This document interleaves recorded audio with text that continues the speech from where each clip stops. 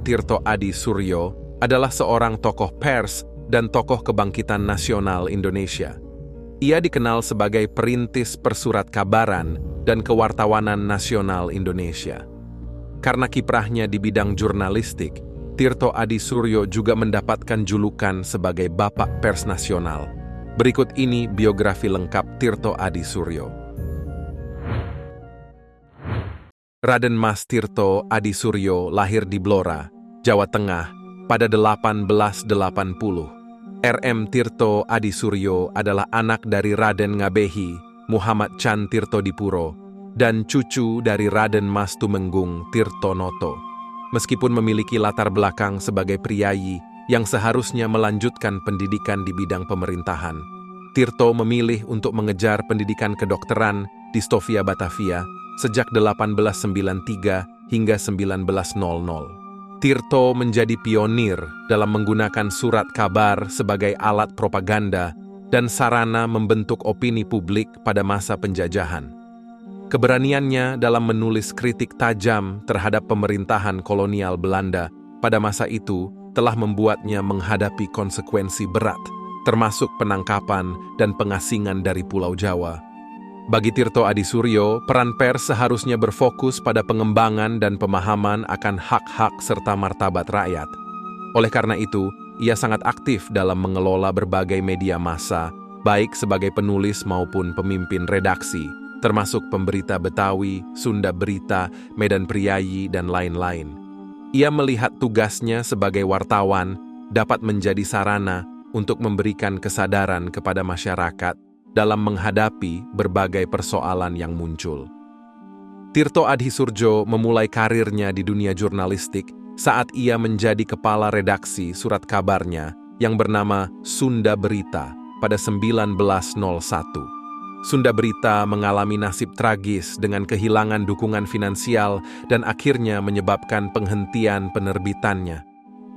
Lalu, pada 1907, Tirto Adi Suryo memimpin Medan Priyayi, sebuah surat kabar pertama di Nusantara dengan redaksi yang berasal dari orang pribumi dan diterbitkan dalam bahasa Melayu sekaramingguan. Medan Priyayi menjadi surat kabar pertama yang mengusung semangat nasionalis.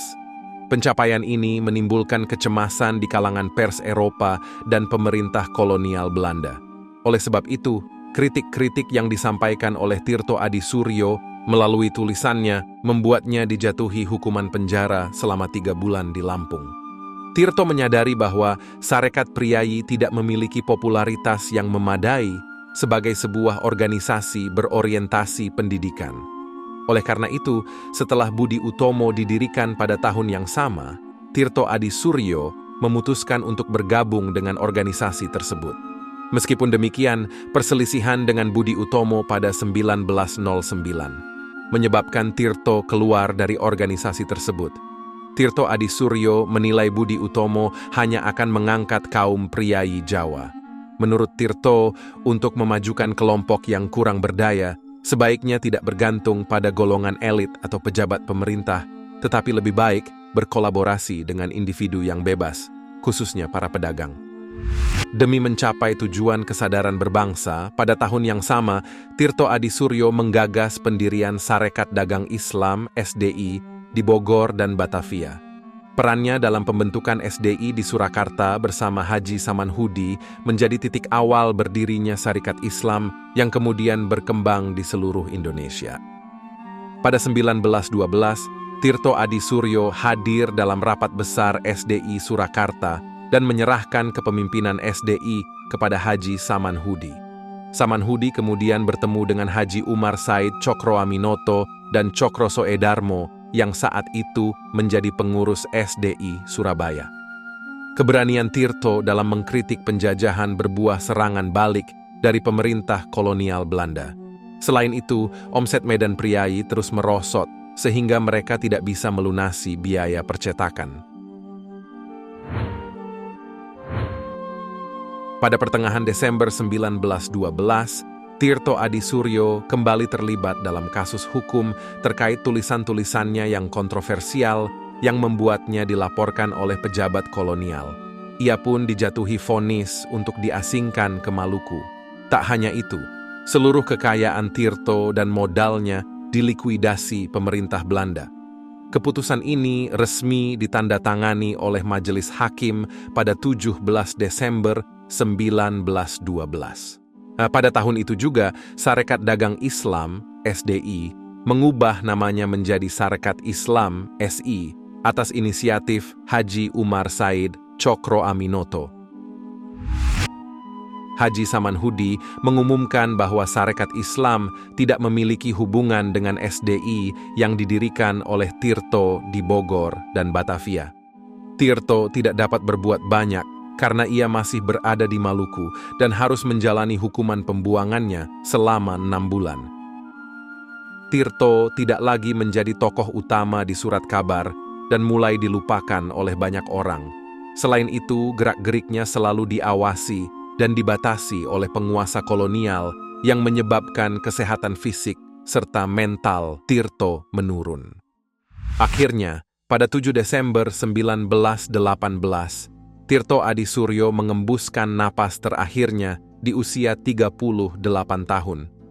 Berselang 55 tahun setelah kematiannya, pemerintah Indonesia mengakui peran penting Tirto dan menetapkannya sebagai Bapak Pers Nasional. Tirto Adisuryo akhirnya diberi gelar Pahlawan Nasional dan tanda kehormatan Bintang Mahaputra Adipradana pada 10 November 2006. Penganugerahan gelar Pahlawan Nasional bagi Tirto Adisuryo diumumkan melalui Surat Keputusan Presiden Republik Indonesia nomor 085 TK tahun 2006 pada 3 November 2006. Itulah biografi dan kisah hidup Bapak Pers Nasional Tirto Adisuryo. Semoga perjuangan beliau selalu menjadi inspiratif dan jasanya selalu dikenang oleh banyak orang. Jangan lupa like, share, komen, and subscribe channel Karedox. Sampai jumpa di video selanjutnya. Bye.